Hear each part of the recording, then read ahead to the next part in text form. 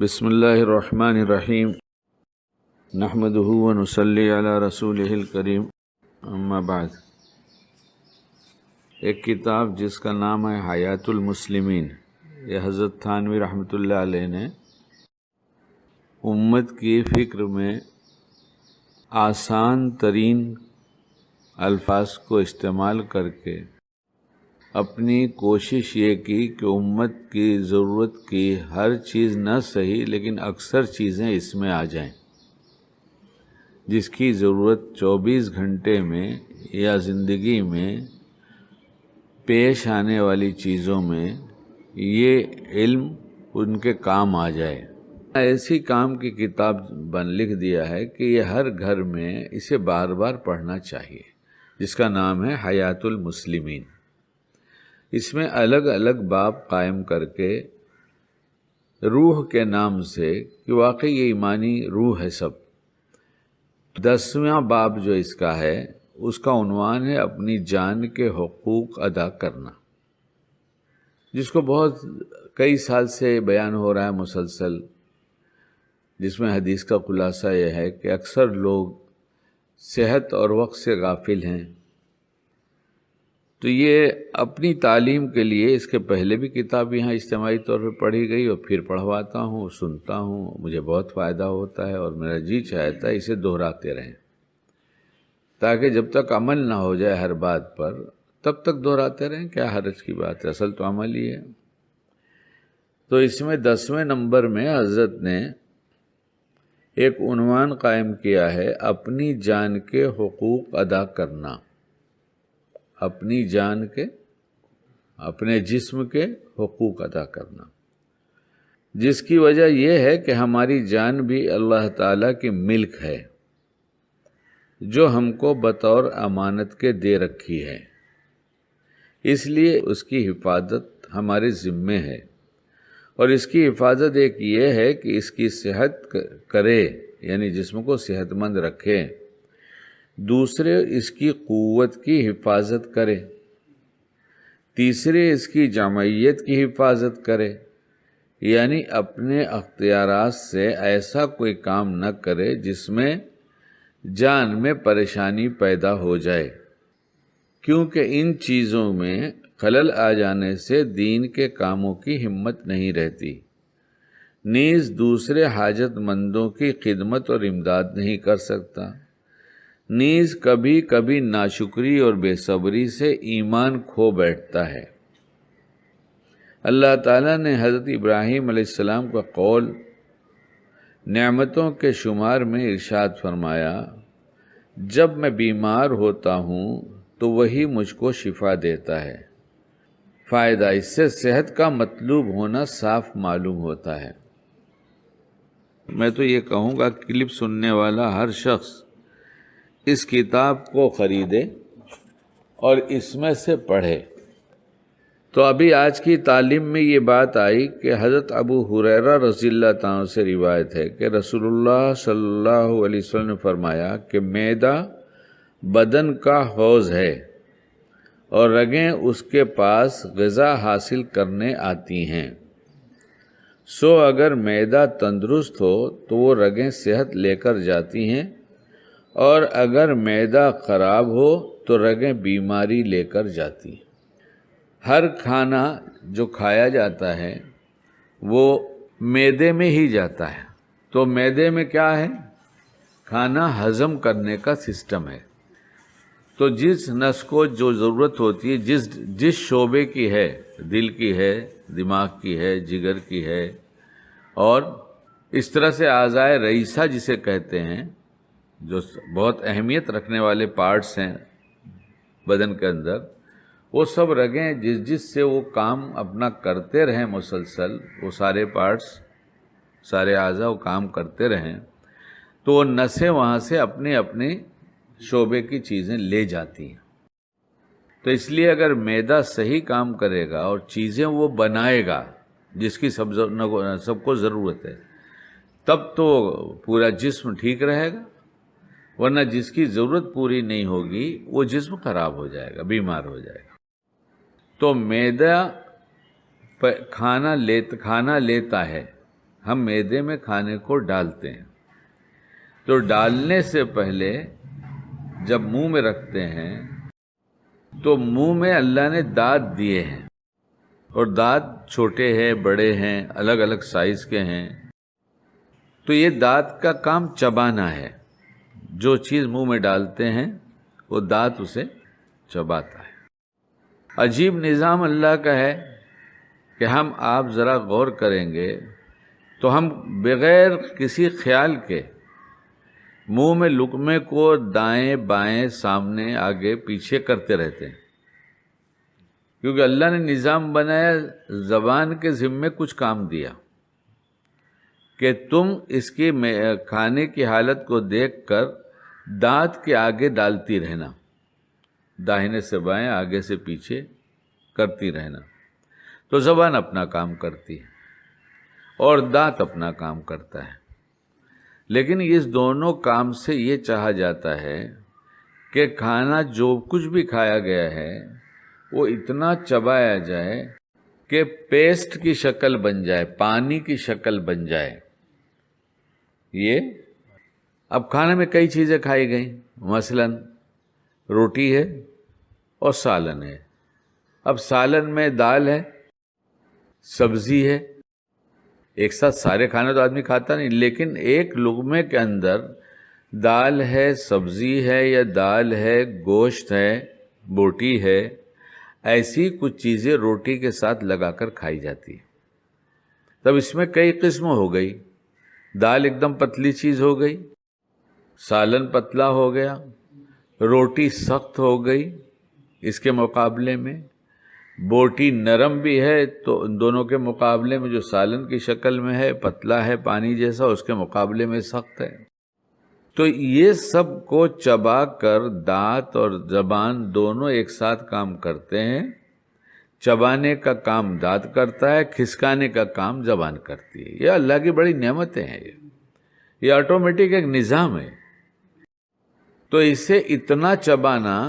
کہ یہ کھانا جس شکل میں بھی ہے سب ایک جیسا ہو جائے، پانی بن جائے، پیسٹ بن جائے۔ اب جب یہ معدے میں جائے گا تو معدہ کا کام ہے ہضم کرنا۔ معدے کو ہوتی ہے آسانی بہت،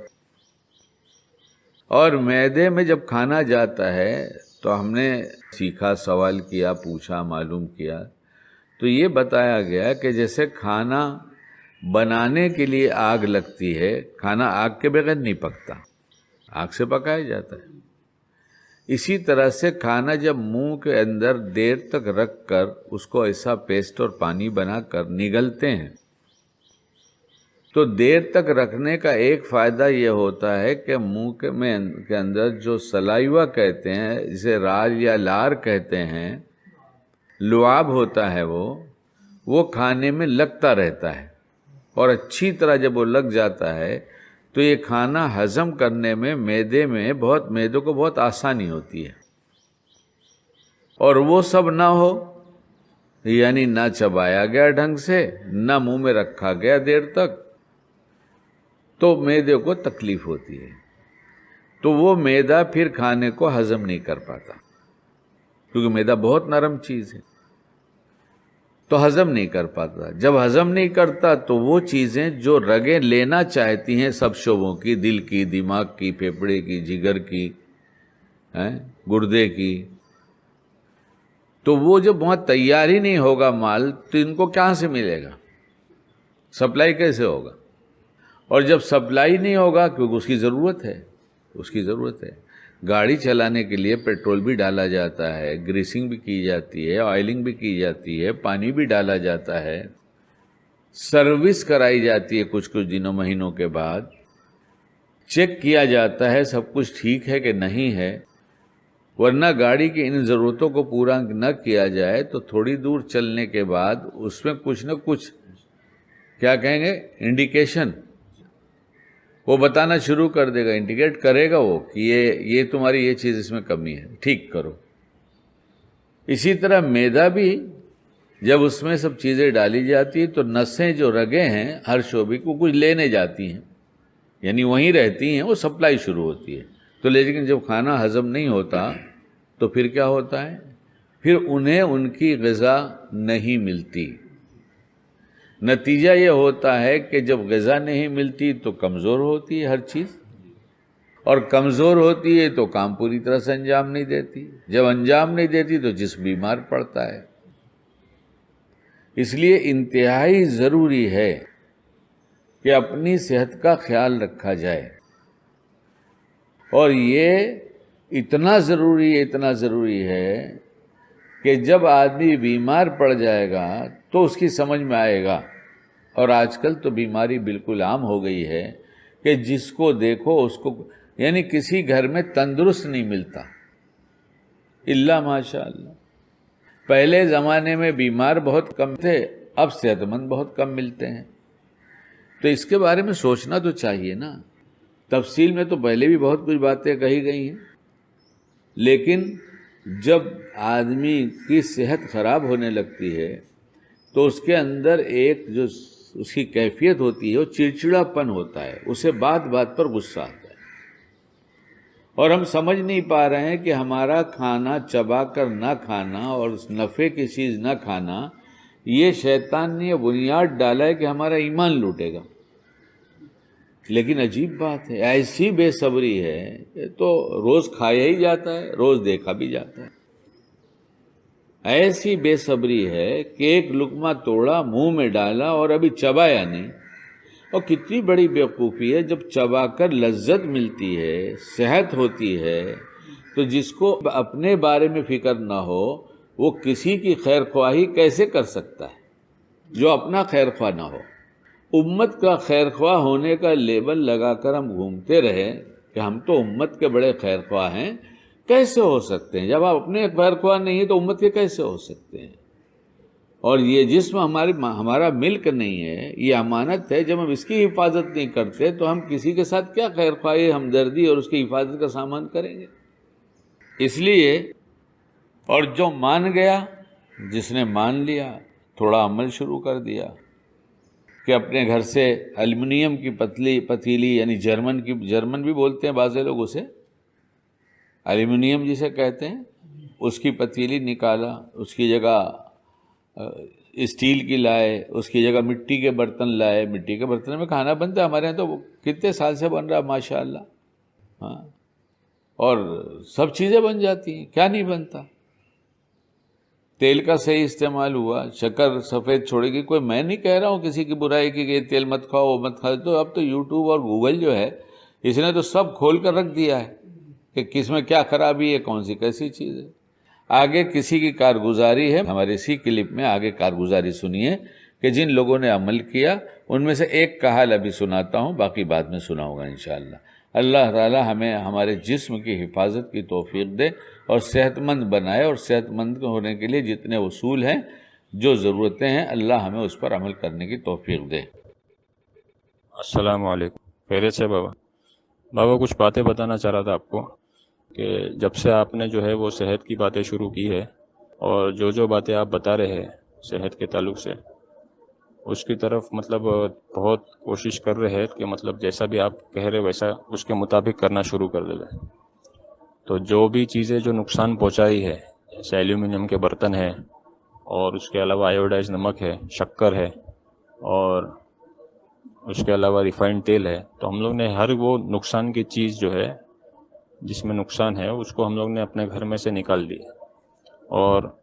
جو چیزیں اس کا بدل ہے اس کو ہم لوگ نے استعمال کرنا شروع کر دیے۔ تو الحمدللہ میری صحت پر بہت فرق پڑا ہے، جس کا فرق صرف میں محسوس نہیں کر رہا ہوں، میرے گھر والے بھی محسوس کر رہے ہیں، اور میرے جان پہچان والے جو لوگ مجھ سے ملاقات کرتے ہیں وہ لوگ بھی اس کے اندر محسوس کرتے ہیں۔ اس میں سب سے پہلی بات تو یہ ہے کہ میرے مطلب شروع سے، مطلب میں جب چھوٹا ہوگا، 20-22 سال کی عمر ہوگی، تب سے میرا پیر کے اندر جو درد ہے وہ ہمیشہ اس کا درد رہا میرے پیر میں، اور ایسا رہتا تھا کہ ایسا لگتا تھا کہ بس کوئی بیٹھ کے میرے پیر کو دباتے رہے، بہت درد رہتا تھا۔ لیکن جب سے ان چیزوں کو جو ہے وہ نقصان کی چیزوں کو چھوڑنا شروع کیے، تب سے میرا دھیرے دھیرے بغیر کسی دوا کے، بغیر کسی ڈاکٹر کے پاس جائے، الحمدللہ الحمدللہ الحمدللہ الحمدللہ رب العالمین، کہ میرے پیر کا درد جو ہے وہ ایسا لگ رہا ہے کہ مطلب ختم ہوتا جا رہا ہے، اور اب ایسا ہے کہ میں بہت سارے کام جو ہے نا پھرتی کے ساتھ میں کر پاتا ہوں۔ پہلے میرے اندر پھرتی نہیں رہتی تھی کیونکہ پیر میں اتنا درد رہتا تھا. دوسری بات سیڑھی، ہم لوگ کا گھر 3 مالے پہ، تو سیڑھی جب چڑھتا تھا تو ایسا لگتا تھا کہ کوئی بوڑھا ضعیف آدمی سیڑھی چڑھ رہا ہے. اتنا درد رہتا تھا پیر میں کہ چڑھنے کو بھی نہیں ہوتا تھا برابر. ایک دم سے سیڑھی پکڑ پکڑ کے چلتا تھا. اور بہت سارے کام جو ہے میں نہیں کر پاتا تھا ایک دم تیزی کے ساتھ میں، کیونکہ پیر کی درد کی وجہ سے پریشان رہتا تھا، جس کی وجہ سے چڑچڑاپن، گھر میں ہر وقت غصہ کرتے رہنا اور ہر ایک کے اوپر چلم چلی کرتے رہنا. تو اب فائدہ یہ ہوا اس کا کہ جب میرے پیر کا درد مطلب اب ایک دم سے کم ہو گیا ہے، اور اس میں فائدہ یہ ہوا کہ گھر کے اندر لوگ مجھے کہنے لگے کہ تم تو یہ سال بہت ایکٹیو نظر آ رہے ہو. رمضان کے اندر رات کو جاگنا مطلب میرے لیے تو دشواری کی چیز تھی، کبھی میں جاگ ہی نہیں پاتا تھا. سحری کے وقت میں اٹھنا بھی میرے لیے مشکل ہوتا تھا، کیونکہ وہ درد سے اتنا پریشان رہتا تھا کہ جس کی وجہ سے ایک دم سستی آتی تھی، سست رہتا تھا میں ایک دم. اور اس کی وجہ سے الحمدللہ جو درد کم ہوا ہے تو ایکٹیونیس بڑھ گئی. اور ایسا ہوا کہ وہ آپ کی کلپ بھی آئی تھی آخر عشرے کے اندر جاگنے کے اعتبار سے، تو الحمدللہ پورا عشرہ جاگنے کی ہمت بھی رہی اس کے اندر، اللہ کے سامنے عبادت کرنے کی توفیق بھی ہوئی. اللہ کے فضل سے یہ فائدہ اور ہوا کہ بچے لوگ دیکھ رہے کہ ابا کے اندر فرق آ گیا ہے، کہ میں اب چڑھتا نہیں، کیونکہ چڑچڑاپن ختم ہو گیا، جس کی وجہ سے گھر میں غصہ نہیں کرتا میں بھی.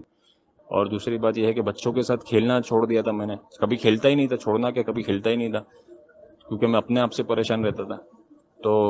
اب میں وہ لوگ پہ غصہ نہیں کرتا، وہ لوگ کو ڈانٹتا نہیں، اب وہ لوگ کے ساتھ الٹا کھیلنے لگا، اور وہ لوگ کے ساتھ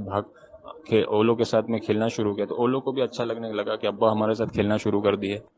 تو وہ لوگ کہنے لگے کہ ابا تو آپ تو جوان ہو گئے، آپ تو ایک دم فٹ ہو گئے. اور ایک بچی تو میری بولتی آپ تو ایک دم بچے ہو گئے، آپ ہم لوگ کے ساتھ کھیلتے ہو تو آپ تو بچے ہو گئے اب ایک دم. اور دوسرے جو میرے جاننے والے لوگ ہیں، تعلقات پہچان والے، وہ لوگ جب دیکھتے ہیں میرے کو تو وہ لوگ بولتے ہیں ماشاء اللہ اب تو فٹ ہو گئے ابھی. تو ماشاء اللہ الحمدللہ بہت فائدہ ہوا، صحت پہ کافی فرق پڑا ہے، جس کی وجہ سے بہت ساری چیزیں میں مطلب ایک بدلاؤ محسوس کر رہا ہوں زندگی کے اندر. چڑچڑاپن نہیں آ رہا ہے، غصہ نہیں آ رہا ہے، پیار آ رہا ہے لوگوں پہ. اور ہم لوگ نے نا گھر کے اندر ابھی ایک چیز میں نے شروع کیا ہو کہ ہم لوگ گھر کے اندر بولتے ہیں کہ ہمارے پاس غصہ نہیں ہے، ہمارے پاس پیار ہے، ہمارے پاس تانا نہیں، ہمارے پاس صبر ہے، ہمارے پاس شیئرنگ ہے، ہمارے پاس کیئرنگ ہے. تو یہ ہم لوگ بولتے رہتے ہیں آپس میں، ایک دوسرے کو یاد دلاتے رہتے، تو اس سے بھی بہت فرق پڑا ہے.